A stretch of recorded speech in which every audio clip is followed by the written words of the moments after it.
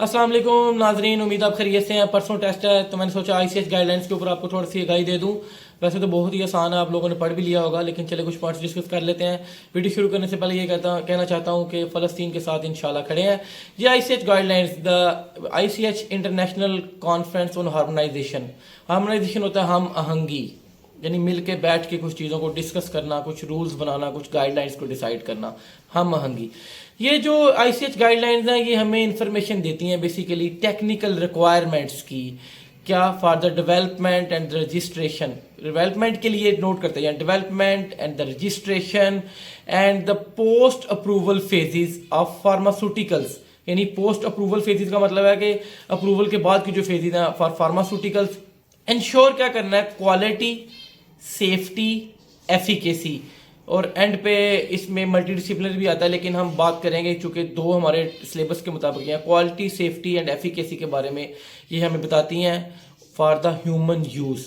इसको आगे हम क्वालिटी को अगर हम आगे चलते चले जाएं तो क्वालिटी को हमने Q1 to Q10 तक इसके पॉइंट्स है, Q1 to Q10 यानी Q1 से लेकर Q10 तक इसके पॉइंट्स हैं। और ये डील Q1 to Q10 जो है ये डील करता है, जैसे कि तस्वीर में आप देख लें, ये क्या डील कर रहा है, ये एक्चुअली डील कर रहा है केमिकल्स को और फार्मास्यूटिकल्स को। इसके बाद सेफ्टी है, सेफ्टी में S1 to S10 है और M3 है।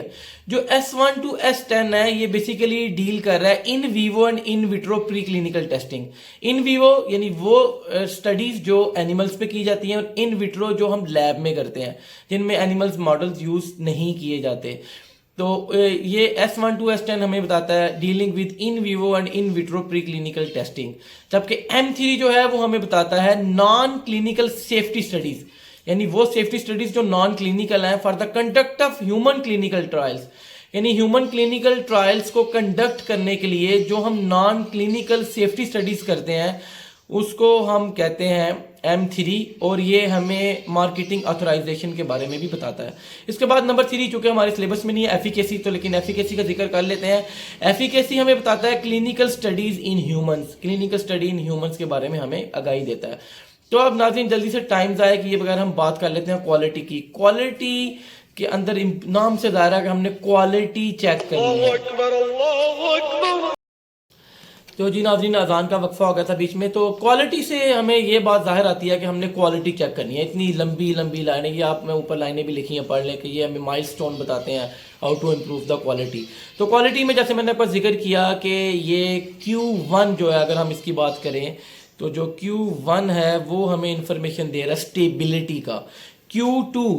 Q2 जो है वो एनालिटिकल वैलिडेशन बताता है। एनालिटिकल वैलिडेशन का मतलब है ऐसा कोई टेस्ट या मेथड जिस पे हम रिलाई कर सकें, या जो इतना एक्यूरेट मेथड हो कि जिससे हमें अपने एनालाइट्स की वैल्यूज को मीयर कर सकें। एनालिटिकली यानी हम उसको एनालाइज कर सकें, कोई भी वो मेथड हो सकता है या कोई भी वो टेस्ट हो सकता है। नंबर 3 में Q3 जो है हमें इम्प्योरिटीज का बताता है, Q3 इम्प्योरिटीज का बताता है। Q4 जो है वो हमें फार्माकोपियाज का बताता है, और फार्माकोपियाज हम जानते हैं दो कॉमन फार्माकोपिया हैं, ब्रिटिश फार्माकोपिया और दूसरे नंबर पे हमारी बहुत ही इंपॉर्टेंट जो है यूएसपी है। इसके बाद टाइम ज़ाया किए बगैर Q5 हमें क्वालिटी ऑफ बायोटेक्नोलॉजी प्रोडक्ट्स का बताता है, Q6 स्पेसिफिकेशंस का बताता है, Q7 गुड मैन्युफैक्चरिंग प्रैक्टिसेस का बताता है, Q8 फार्मास्यूटिकल डेवलपमेंट के बारे में है, Q9 क्वालिटी रिस्क मैनेजमेंट के बारे में है, Q10 फार्मास्यूटिकल क्वालिटी सिस्टम के बारे में है। तो ये क्वालिटी की गाइडलाइंस है Q1, Q2, Q2, 3 ये 10 तक। इनको आप जल्दी से तस्वीर को नोट कर लें, मेरी बातें भी सुन लें, ताकि आपको इंशाल्लाह ये याद रहे। और बस इतना ज़्यादा इस पर खपना नहीं है, इसके अंदर क्या है, हेडिंग से ज़ाहिर आप कर लेंगे इंशाल्लाह। अब जल्दी से हम बात कर लेते हैं सेफ्टी की। सेफ्टी के अंदर जो है हमारे पास S1 कार्सिनोजेनिसिटी स्टडीज, थोड़ा सा पॉइंट डिस्कस कर लूँ। कार्सिनोजेनिसिटी स्टडीज का मतलब है कि कार्सिनोजेनिक पॉइंट देखना है कि कैंसर काजिंग जो एजेंट्स हैं उनके बारे में हम स्टडी करनी है कि उनको अगर हम इस्तेमाल करेंगे, स्टडीज में लेके आएंगे तो कोई कार्सिनोजेनिक इफेक्ट तो नहीं देते।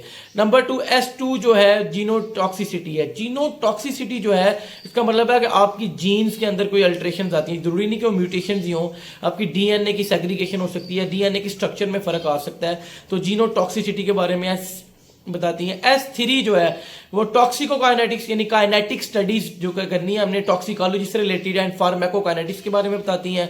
S4 हमें टॉक्सिसिटी टेस्टिंग के बारे में। S5 रिप्रोडक्टिव टॉक्सिसिटीज यानी रिप्रोडक्टिव सिस्टम के ऊपर भी अगर कोई टॉक्सिसिटीज का इफेक्ट आ रहा है। S6 जो है वो बायोटेक्नोलॉजिकल प्रोडक्ट्स के बारे में इंफॉर्मेशन है। S7 जो है फार्माकोलॉजिकल स्टडीज बताती हैं हमें। S8 जो है इम्यूनोटॉक्सिकोलॉजी स्टडी यानी इम्यून सिस्टम के ऊपर कोई टॉक्सिकोलॉजिकल इफेक्ट्स आ रहे हैं। S9 जो है वो non clinical evaluation for anti cancer pharmaceuticals यानी नॉन क्लिनिकल अगर हमने एवेल्यूएशन करनी है एंटी कैंसर फार्मास्यूटिकल्स के बारे में, उसके बारे में हमें इंफॉर्मेशन देती है। और S10 जो है वो हमें फोटो सेफ्टी एवेल्यूएशन बताती है कि फोटो सेफ्टी क्या है, कि यानी लाइट से हम कैसे चीज़ों को एवेल्यूएट कर सकते हैं, सेव कर सकते हैं। तो गाइज ये बहुत ही आसान और प्रिसाइज वीडियो मैंने आपको बता दी है ICH गाइडलाइंस के ऊपर। ये बताता चलूँ ये 1990 से 1990 से ये गाइडलाइंस चल रही हैं, उसके बाद ये अपडेट होती जा रही हैं। मुझे अगर आपको ये वीडियो अच्छी लगी है तो आप जल्दी से बहुत सारे लोगों को शेयर करें, चैनल को सब्सक्राइब करें और इस वीडियो को बहुत सारे लोगों को शेयर करें।